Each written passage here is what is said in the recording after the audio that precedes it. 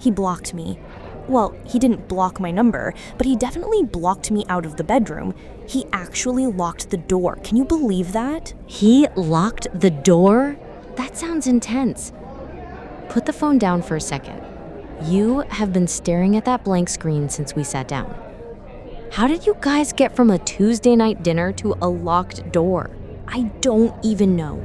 It started with something stupid, the budget for the holidays. I asked him why he hadn't transferred his share yet. He got that look on his face, the blank stare. So I asked again, and he just got quieter. And the quieter he got, the louder I got. Because you felt him slipping away. Yes, I just wanted him to answer me. I said, "David, we need to figure this out right now. Don't ignore me." And he stood up, said I can't do this, and walked out. So I followed him. Oh no, you followed him? Of course I followed him. We weren't done. Okay, I need you to pause and take a deep breath.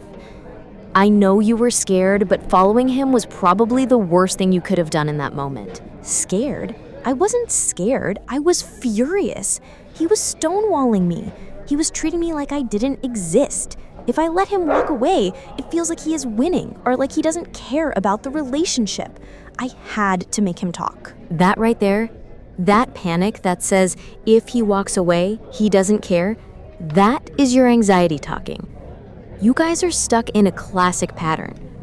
It is called the pursuer-distancer dance. Pursuer-distancer? It sounds like a bad tango. It is a bad tango. You are the pursuer. When you sense a disconnection or a conflict, your alarm system goes off. You feel like the bond is breaking, so you rush in to fix it. You crave immediate closeness and resolution to feel safe again. That sounds reasonable. Why is that bad?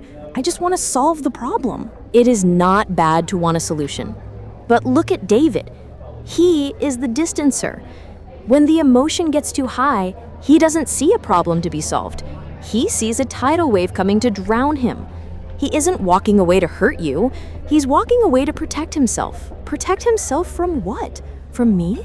I am his girlfriend, not a monster. From the intensity. There is a biological thing that happens called flooding. His heart rate probably spiked over 100 beats per minute. When that happens, the logical part of his brain literally shuts off. He goes into fight or flight. Since he loves you, he doesn't want to fight, so he chooses flight. He shuts down. So when I am standing there yelling, "Talk to me," he literally can't? Exactly. He is physically overwhelmed. And the more you chase him, the more unsafe he feels, so the harder he shuts down. You are banging on the door, demanding intimacy, and he is holding the lock, trying to survive.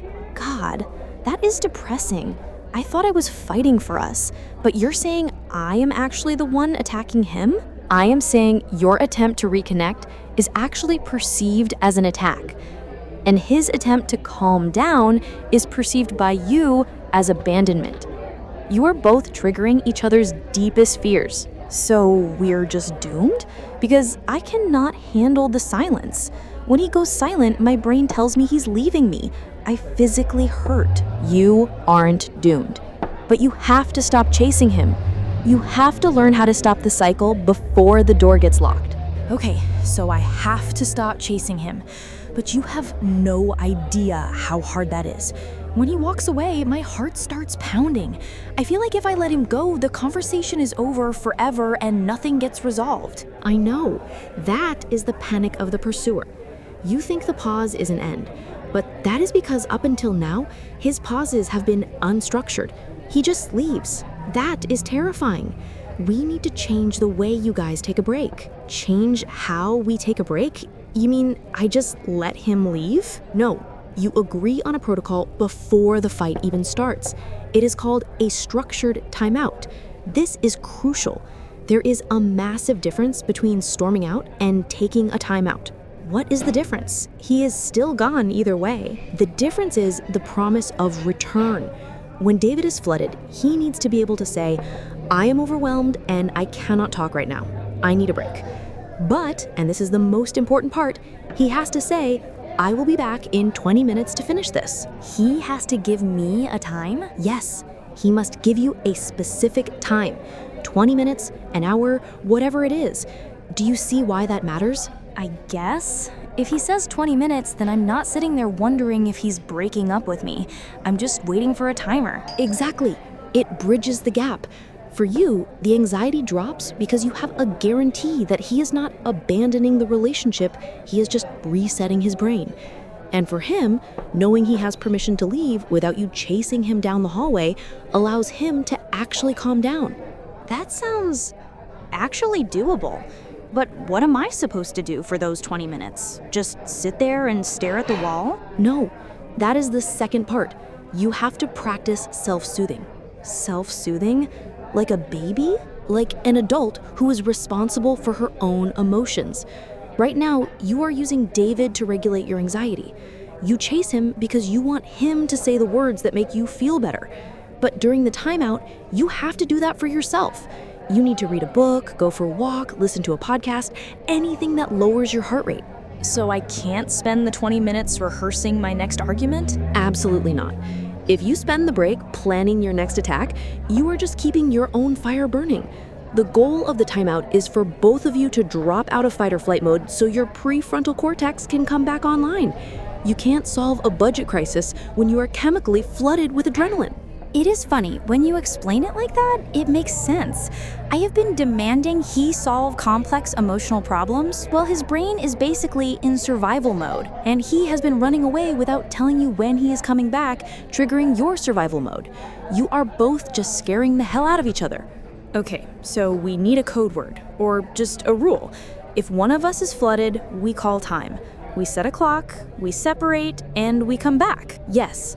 But you have to agree to this when you aren't fighting. You can't spring it on him when he's already locking the door. I can try that. But what happens when we come back? What if he is still quiet?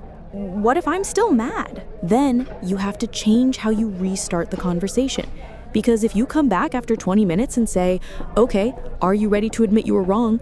Then you just trigger the whole thing all over again. Exactly.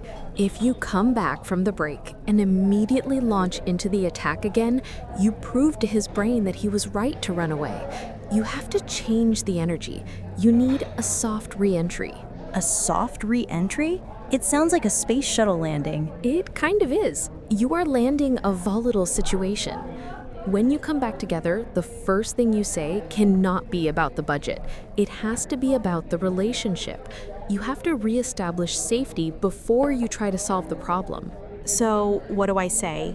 Hey, nice to see you again? You say something like, I am sorry I yelled and chased you. I know that was overwhelming. I am calm now, and I really want to hear your side. You have to signal that the threat is gone. You have to lower your weapon so he can lower his shield. That is really hard, because part of me still feels like he should apologize for walking out. And he probably will once he feels safe. But if you stand there waiting for an apology with your arms crossed, he's going to stay in defense mode. Someone has to be the bigger person and break the cycle. And since you are the one sitting here drinking coffee and learning about psychology, I guess it has to be you today. Fine. I hate being the bigger person, but I see your point. If I make it safe for him, maybe he won't need to lock the door. Exactly. And then when you actually talk about the money, you use I statements. Instead of asking, why haven't you transferred it? Say, I feel really anxious when the budget isn't settled because I am scared we will get a late fee. Can you help me fix this? That sounds so much less accusatory. It is basically the same request, but it's not an attack on his character. Right. You are inviting him to be a hero and help you with your anxiety, rather than painting him as the villain who is failing. David is a good guy. If you show him you are hurting, he will want to help. If you show him you are angry, he will want to defend. I never thought about it that way. I always thought my anger showed him how important it was. But actually, my vulnerability is what gets through to him. Bingo! Anger creates distance. Vulnerability creates connection. It is the only thing that melts the ice. Okay, I'm going to text him. I'm going to say, I am sorry I cornered you. I was panicked.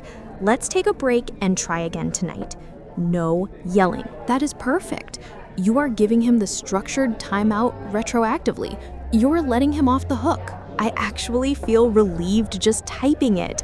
I don't have to keep banging on the door. I can just wait. And you might be surprised. When you stop chasing, he might actually turn around and start walking toward you.